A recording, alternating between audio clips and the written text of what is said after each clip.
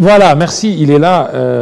Lui, c'est Pi Gérard. Avec lui, on va débattre sur la thématique, contentieux électoral, comment éviter les frustrations, son point de vue par rapport à la levée du moratoire sur la peine de mort, aussi sur ce qui fait l'actualité en République démocratique du Congo. Pi Gérard, bienvenue. Merci, mon père Jean-David. Avec vous, c'est la politique. Oui, avec moi, c'est la politique, mais aussi tout ce qui concerne un peu la vie des Congolais. Hein, parce que les gens pensent que nous ne sommes rien que focalisés sur la politique, alors la vie dans son ensemble nous appartient aussi. Donc merci pour l'invitation, mais merci également aux amis qui travaillent avec nous pour que cette émission puisse aller de l'avant. Ok, effectivement. Alors, il y a d'abord la levée du moratoire. On commence par là, avant qu'on parle de contentieux. La levée du moratoire, ça fait couler encre et salive. Laurent Désiré Kabila l'a suspendu. Joseph Kabila a reconduit. Alors on s'attendait à un démocrate, l'abolition de la peine de mort, mais on a vu, c'est le retour de la peine de mort. Bon, je sais que la question, elle est en train de faire son actualité, parce qu'elle nous concerne au plus fond de nous-mêmes, mais laissez-moi quand même, d'entrée de jeu, saluer un peu. Hein. Je suis venu, il n'y a pas eu assez d'embouteillages, je ne sais pas parce que... Aujourd'hui? Oui. Oui, et puis il n'y a pas eu assez d'embouteillages. Exceptionnellement aujourd'hui. Oui, exceptionnellement aujourd'hui. Alors, je ne sais ou pas. bien peut-être parce qu'il n'y a pas la chaleur.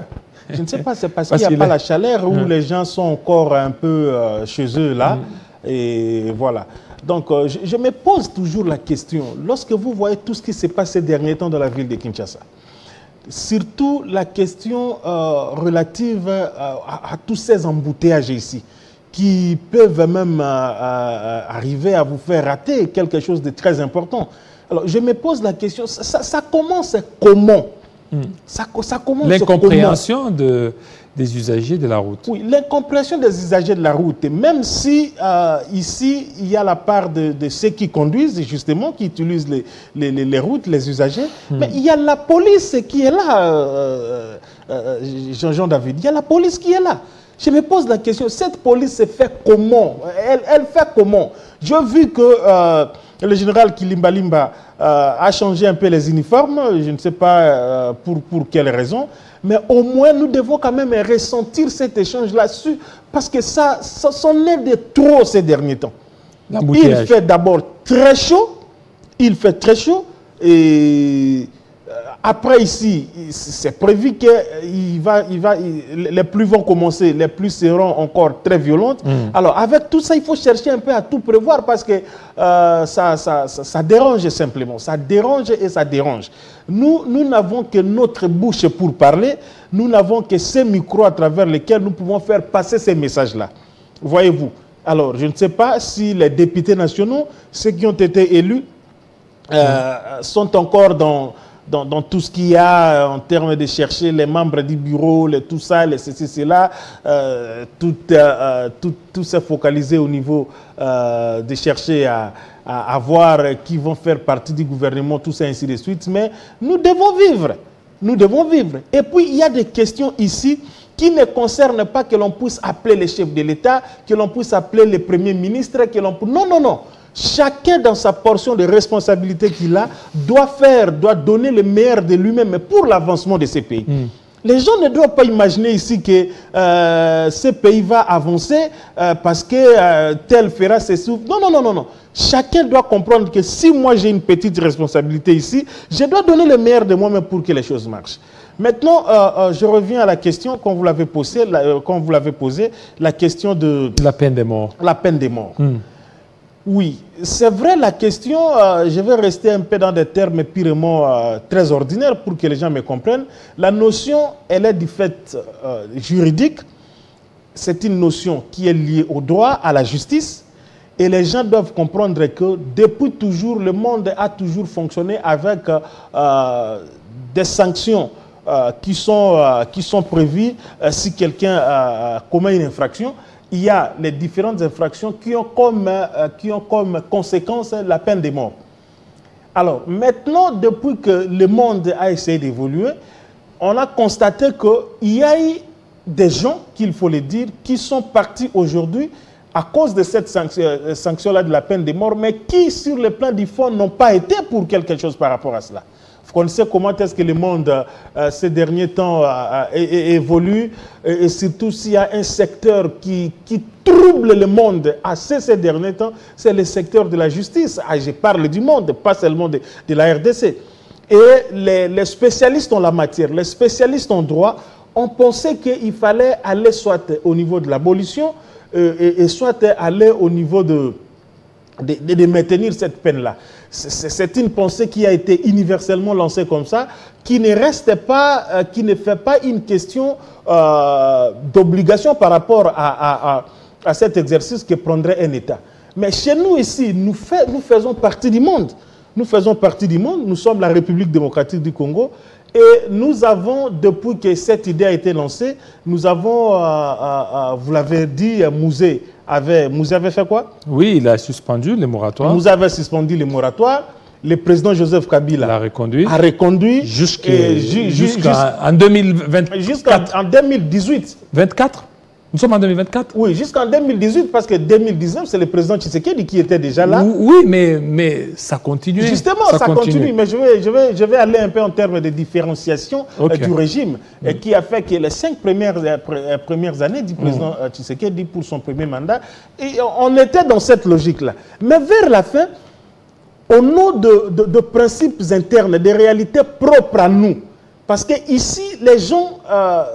je dis bien que je respecte quand je vois quelqu'un comme le cardinal, quand je vois tous ceux qui sont un peu de l'opposition. Lorsque vous prenez la tribune d'Ensemble pour la République, vous prenez les amis du FCC, vous prenez les cardinals Ambongo, Fayoulou, tout ça, bon, ils essaient de dire que Mukwege, ils essaient d'avancer même la communauté internationale. Mais je crois quand même que par rapport à cette demande qui a été faite par le vice-premier ministre de la Défense, Jean-Pierre Bemba, il faut arriver ici à faire la part des choses entre la science et la chose politique. Parce que si on n'arrive pas à faire cette différence-là, on va tout prendre, bon, tout ici est spiritualisé, tout ici est politisé. C'est un peu ça le slogan au niveau du Congo. Mais aujourd'hui, s'il faut regarder la chose avec beaucoup de dextérité, vous allez voir qu'il fallait à cette époque-ci qu'on puisse reconduire, qu'on puisse réouvrir cette peine de mort-là à des cas qui sont précis. Et ce qu'il faut dire ici, c'est que les gens doivent comprendre, les Congolais doivent comprendre que peine de mort, que Bavandi, Batali, pour manette, il y a Jean David, peine de mort. Non, c'est pas comme ça.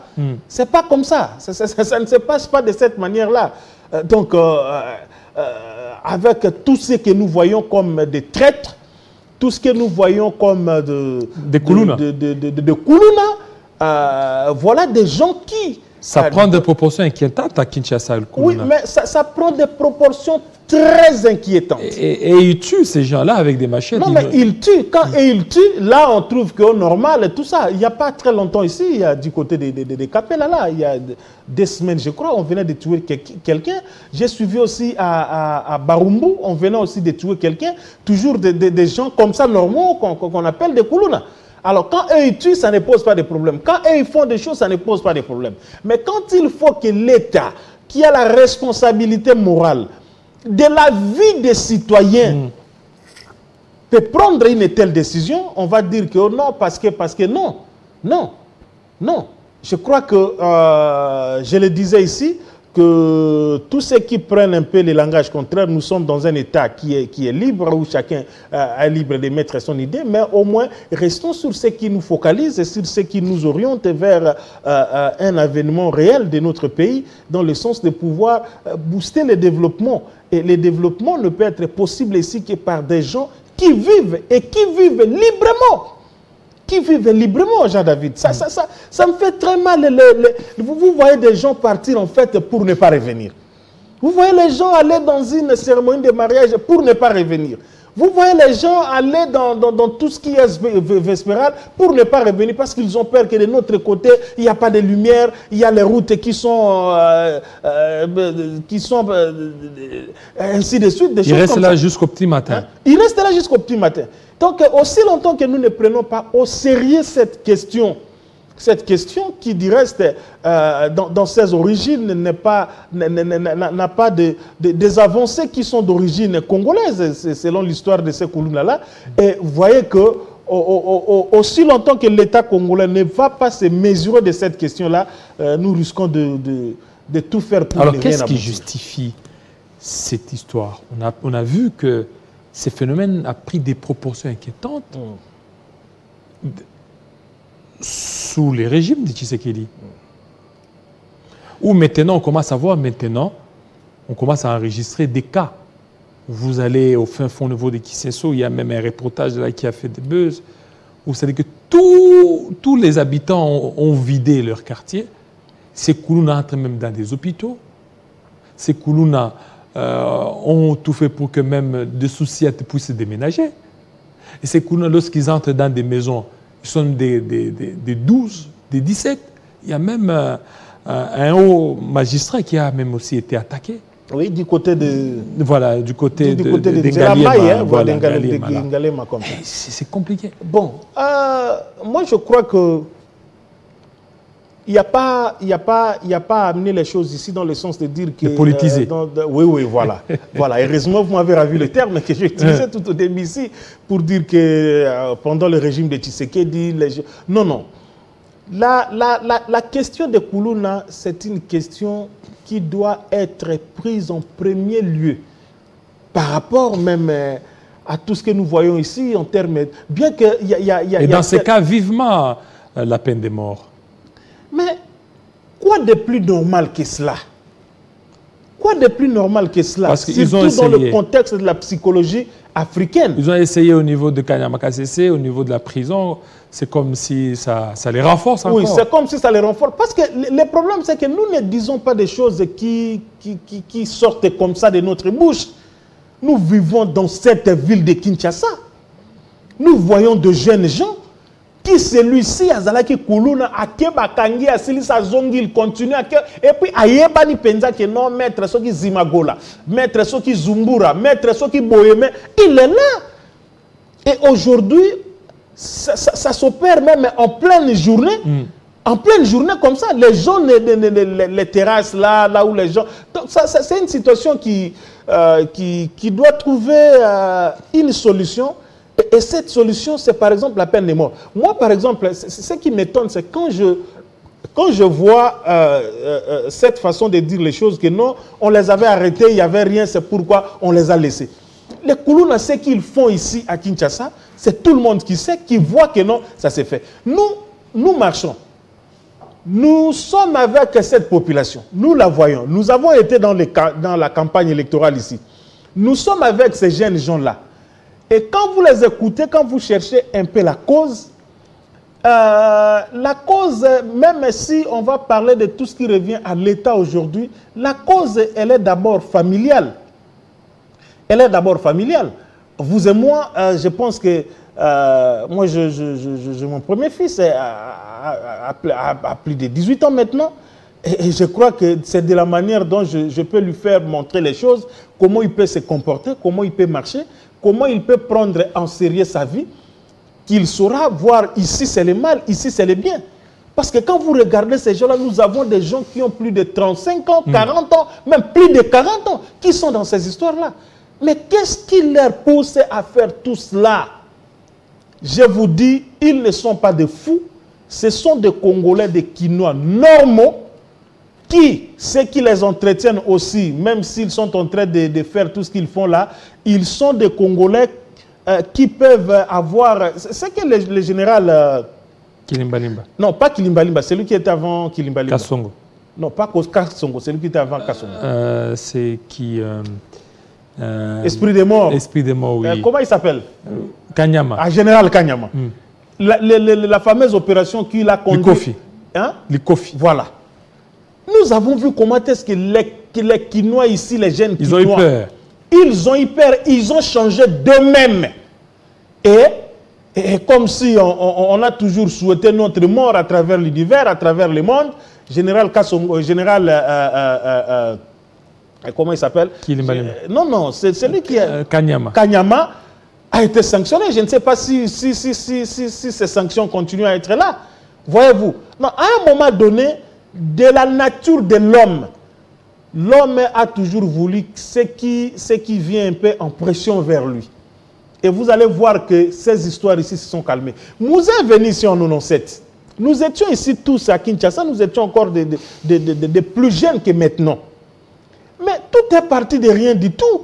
Aujourd'hui, il est difficile que vous puissiez trouver ces histoires-là de Bamama, Bachani Makolobo, c'est parti comme ça, et si là, la alors, qu'est-ce qu'il peut être fait si ce n'est pas la puissance publique et le pouvoir public, l'État? Parce que sur cette terre ici, il n'y a que l'État qui ne peut se comparer avec personne.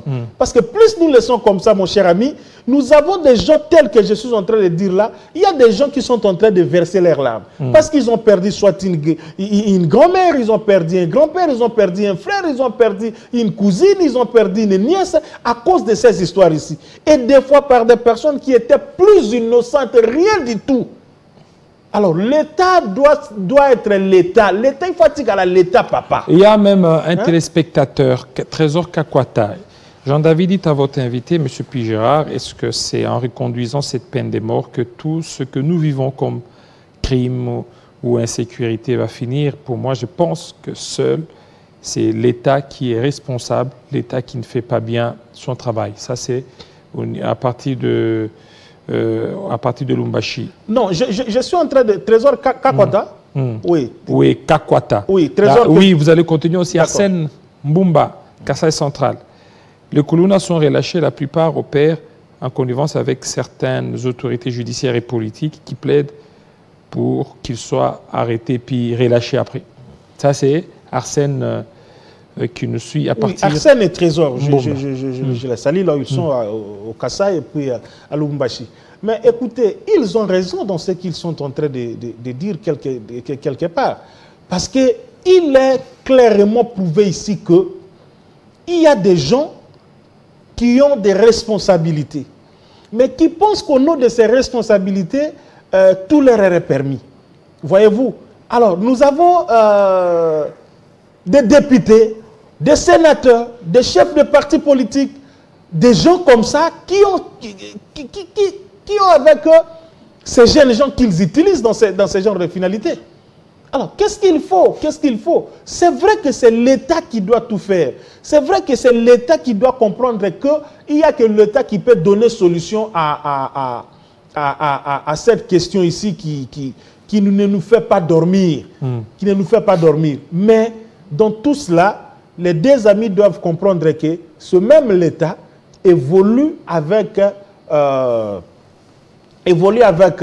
comment est-ce que le monde est en train d'évoluer. Aujourd'hui, il peut prendre telle décision et avec cette décision, on trouve que cette décision ne tient pas ou ne va pas avec les réalités que nous avons dans la société et le même État, c'est ça? Oui. Peut changer. Peut changer. Peut changer.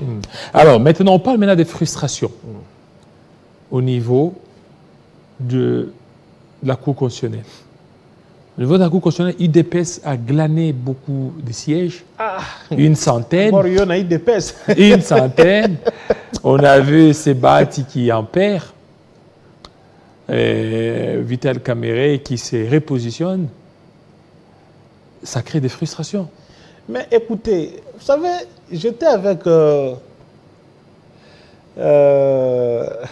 je vais quand même le citer. Allez-y. Avec le général Le Gouaké hier qui me dit, mais je n'ai jamais vu quelqu'un comme Pigérard. Ils sont allés aux élections, il a eu les résultats qu'il a eu, mais il est là. Voilà. Donc, il faut se dire que dans ce genre de situation, on devrait toujours avoir des gens qui allaient continuer à grincer des dents, à parler, à pleurnicher, selon que ça vous vient du bon ou ça vous vient du mal. Voyez-vous. Et donc, nous sommes ici devant une organisation structurelle que nous avons tous acceptée par rapport à la Constitution du 18 février 2006. Et dans cette organisation architecturale, on nous dit que la CENI proclame les résultats provisoires. Et les résultats définitifs sur une durée de 2 mois, c'est la Cour constitutionnelle qui le fait. Mais maintenant, il faut se dire que s'il y a eu des cas d'erreur, par exemple les cas de l'un de ceux qui composaient l'ancien bureau d'âge, parce qu'il y a eu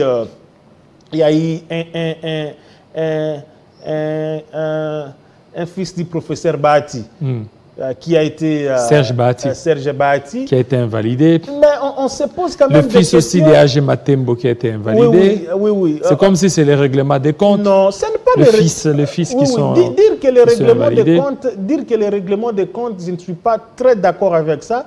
Mais ce qu'il faut dire ici, peut-être qu'il peut y avoir des erreurs. Et ces erreurs-là, on est encore dans le temps où on doit quand même les corriger. Parce qu'il faut se dire, sur 1000 et quelques requêtes ou dossiers qui avaient été déposés au niveau de la Cour constitutionnelle, on en a traité qu'une cinquantaine seulement. Une cinquantaine seulement. Et curieux que ceci puisse paraître, les 2 amis qui étaient au niveau du bureau provisoire ont été, pendant 1 mois et quelque chose, appelés honorables députés, mais maintenant ils ont été invalidés. Ils ont été invalidés. Nous disons que ici, les choses se font parce que je voulais dire quelque chose ici dans ce sens qu'il ne faudrait pas que les gens puissent confondre les choses ici par rapport à l'élection du président de la République, les problèmes d'ordre cour constitutionnel qui font partie des contentieux électoraux qui n'ont rien à voir avec cela. Et s'il y a quand même quelque chose à dire ou quelque chose qui ne va pas par rapport aux lois, on peut quand même le dire, n'est-ce pas? Parce que le problème ici, c'est que nous devons voir qu'est-ce que la Constitution dit, qu'est-ce que les lois disent et comment les choses se sont faites par rapport à ce qu'elles puissent obéir à la Constitution et aux lois de la République. C'est ça. Si le prof Bahati, si la FDCA a raison et qu'il a tous les éléments qu'il faut par rapport au candidat Serge Bahati qui avait fait plus de 14 000 voix, elle n'a qu'à réclamer. Elle n'a qu'à réclamer, la FDC n'a qu'à réclamer, et puis on peut voir comment est-ce qu'on peut remédier à cela. Ça, c'est tout à fait normal. Et l'UDPS qui sont gagnantes. Oui, mais l'UDPS, si elle est gagnante, ce n'est pas l'UDPS, c'est parce que... Elles sont gagnantes. Oui, parce que la Cour constitutionnelle a fait le travail par rapport aux gens qui sont allés déposer leur dossier au niveau de la Cour constitutionnelle. Claude Nyamugabo qui a gagné parce qu'il ferait partie de l'équipe de Kabouya, Modero de l'équipe de Kabouya, ce sont eux qui ont bénéficié. Non. On ne doit pas présenter les choses de cette manière-là. Il faut vraiment éviter de présenter les choses de cette manière-là parce que lorsque la Cour constitutionnelle rend ses arrêts et qu'il dit que non, celui-ci est invalidé, celui-là est validé, je crois qu'il ne le fait pas parce qu'il veut le faire. Il le fait par rapport aux éléments qu'elle a en sa disposition. Et puis, on doit voir les choses comme telles. Et ceux qui traitent la Cour constitutionnelle de corrompus? C'est tout à fait normal, mon frère. C'est tout à fait normal. Hier, quand l'UDPS a été à l'opposition, avant que l'UDPS n'arrive au pouvoir, mais la même UDPS ici a traité cette Cour constitutionnelle de la manière dont elle a traité. Vital Kamerhe, aux élections de 2011, avait traité cette Cour constitutionnelle de la manière dont elle avait traité. Donc moi, je trouve tout ça normal. C'est une question ici de l'équilibrage de l'esprit. De voir les choses comme telles et de se dire qu'au-delà de tout, il y a un tout pour tout. Vous comprenez? Donc, ceux qui aujourd'hui, comme vous le dites, IDPS, elle a combien? Plus de une centaine. Une centaine. Ah oui, mais elle a fait le travail qu'elle a fait. Et puis là, bravo à Augustin Kabouya qui ont pensé que non, il allait être un secrétaire général aussi qui serait comme ça, alors qu'il a fait Il a pris des méthodes kaboudiennes. Non, ce n'est pas un problème. De Kabound. Ce n'est pas un problème. Les méthodes de l'UDPS, en fait. Parce que non, les méthodes sont les méthodes de l'UDPS. N'est-ce pas? Il faut dire les choses comme ça. C'est de Kabound. Kabound à Kabound. Vous dites? Ce ne sont pas celles de Kabounda. Non, non, ce sont les méthodes de l'UDPS. Ce sont les méthodes de l'UDPS. Là, il n'y a même pas de problème là-dessus. Donc, on aura toujours des... Alors maintenant, aujourd'hui, le père Choa de l'Assemblée nationale, Caméré, c'est un profil qu'il faut? Bon, vous savez, nous avons l'Union sacrée de la nation, qui est cette grande structure politique ou organisation politique qui soutient la vision politique d'un homme. Et cet homme, c'est Félix Antoine Tshisekedi Tshilombo. Je vous dirais ici, en termes de ceux qui doivent être les animateurs de ces espaces institutionnels, notamment la primature, je vis qu'on avance des notes, tout ça, ainsi de suite, notamment... Et la primature reviendrait à l'Équateur d'abord, la présidence, oui, laissez-moi aller avec mon raisonnement. La présidence de l'Assemblée nationale, la présidence même du Sénat. Bon, le Sénat, on n'a pas encore tenu les élections. Si Madame Ebouya n'arrive pas peut-être à bousculer encore le calendrier qui nous a été présenté, c'est pour très bientôt. Oui, c'est pour très bientôt, là. Au mois d'avril. Au mois d'avril, avant le 10. Mais il faut dire qu'à part Dieu, cet être suprême qui détient en main de maître notre vie, à part Dieu, il y a que Tshisekedi qui connaît qui sera le président de l'Assemblée nationale. Il peut avoir quelqu'un pour qui il estime que celui-là peut être là. Mais au moins, sur le plan de la répartition institutionnelle, on peut se dire que non, la primature reviendrait à l'IDPS. Ça, c'est clair. En termes des originalités provinciales... Équateur. Cette fois-ci, c'est à l'Équateur. Bon, c'est l'Équateur, tout ça, mais moi, dans ma façon de réfléchir, je dois me le permettre de le dire ici que je ne vois pas tout autant les choses comme ça. Vous savez, on pouvait tout attendre de cet informateur ici, qui pensait même lui-même, Kabou, à chaque fois que je parlais avec lui, il m'arrive des fois de me flasher des choses. Mais même lui-même, là, il n'était pas aussi certain que c'est lui qui serait nommé informateur. Mais quand il a été nommé informateur, c'est tout le monde qui était presque surpris. Et on ne lui a pas donné beaucoup de chance. Hein? On ne lui a pas donné beaucoup de chance, alors qu'il a bien fait son travail. Ça aussi. Il a bien fait son travail. Parce qu'on sait, à l'Union sacrée, là, il y a une certaine liberté d'expression qui existe. Si Kabouya, vous avez vu que avec cette histoire de laisser les candidats gouverneurs de l'espace Grand Katanga au Katanga et tout ça, on l'a pris pour commencer à dire des choses, mais j'ai regardé les gens, j'ai dit, bon, c'est tout à fait normal. L'UDPS est un peu dans cette logique-là. Voilà, c'est un parti de masse, c'est tout à fait normal. Mais je crois qu'incessamment, après tout ce que les alors qu'il a dit la vérité. Fait, vous dites? Il n'a dit que la vérité. Non, mais il a dit que la vérité. Il a dit que la vérité. Jamais vous allez partir à l'Équateur, trouver quelqu'un de non originaire de là. Bon, je l'avais dit une fois ici. Je l'avais dit une fois ici que nous, comme leaders d'opinion, même si tout le monde se perdait, on restait moins, mais il faut toujours continuer à dire les choses telles qu'elles sont. C'est une logique qui a été acceptée par les leaders politiques qui en ont fait autant, parce qu'il est aujourd'hui, si pas, ce serait très difficile que vous puissiez avoir un Équatorien pour qu'il aille devenir gouverneur au Congo central, par exemple. Et donc, c'est tout à fait normal.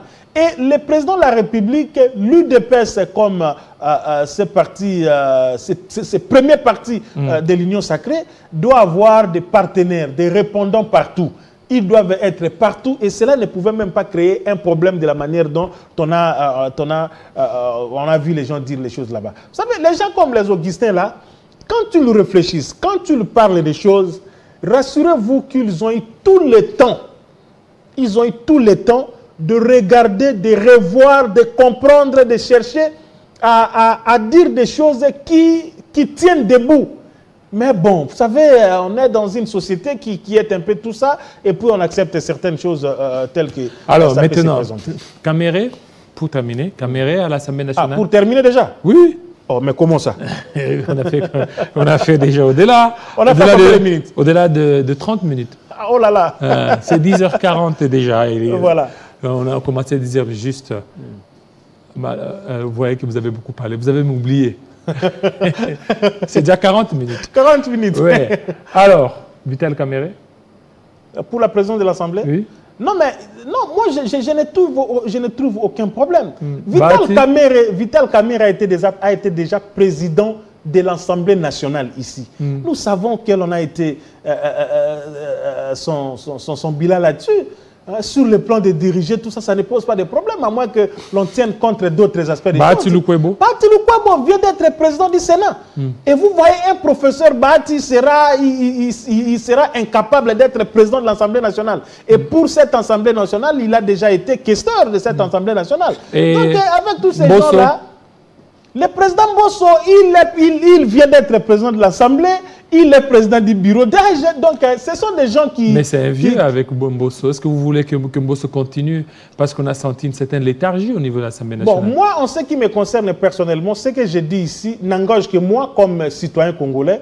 Moi, je pensais même que vous prenez le Premier ministre Sama Lukonde, que j'aime bien, vous prenez les vieux Mbosso, vous prenez le prof Bahati, c'est des gens qui allaient garder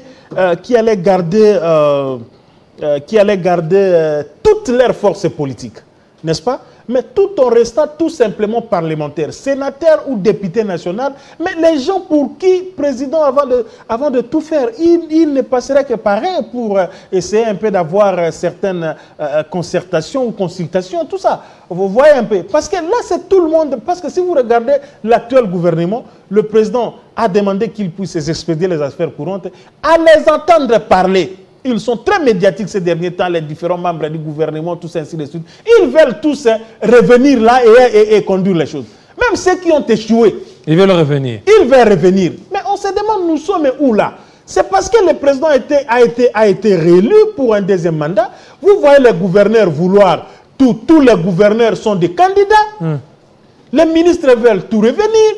Mais je me demande, on est où là finalement? On est où là? On est où? Hein? On est où? Et donc, moi je crois que par rapport à cela, il faudrait que nous arrivions à vouloir effectivement les changements. Et les changements, le président Tshisekedi le veut effectivement. Moi, je vous dis seulement, ces émissions sont enregistrées, gardons-les et voyons dans les tout prochains jours ici ce qui va arriver. Merci beaucoup, alors, Gérard, pour terminer. Oui, je dois chuter en disant que nous aimons le Congo. Et le Congo ne peut changer que parce que nous voulons qu'il soit. Et vous avez vu ici, vous parliez des gens qui sont proches, qui sont tous là. Modéron Timba, il est sous les auspices de la justice. Parce qu'il a dit que Chéribin Okende... Qu'est-ce qu'il a dit? Chéribin Okende... il a parlé de Chéribin Okende, il a parlé... De tout ça, voilà. On ne peut pas, quelle que soit la posture qu'on peut occuper, avoir aussi un langage aussi simple comme ça. Parce que Dieu lui-même qui a créé ce monde, qui est le propriétaire de ce monde, a mis des règles pour que nous puissions marcher. Et c'est comme ça que la société doit marcher. Et surtout que nous avons un leader, un président de la République, qui voudrait que les choses aillent pour le bien de tous les Congolais. Voyez-vous.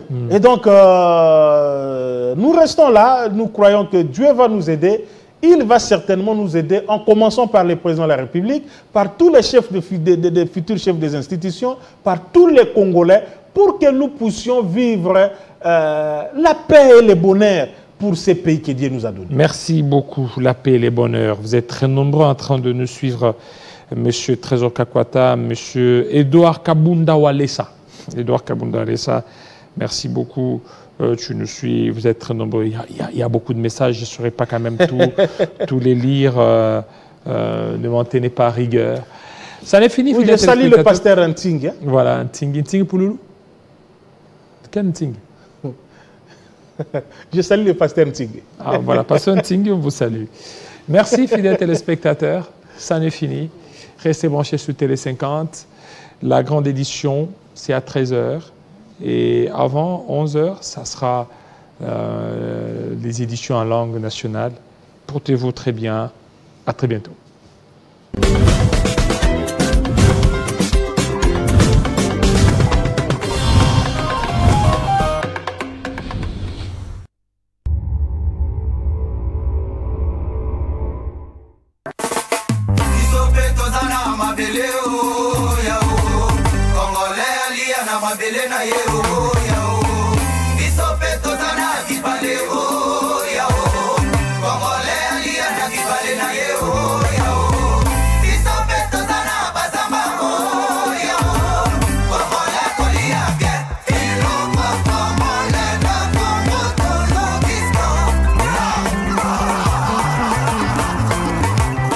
Mariano Pita, Titi les Valois. Peuple africain, Toboy, moi, Toboy. Biloko za uta na mboka mondele zoyana formal. Nyama pembe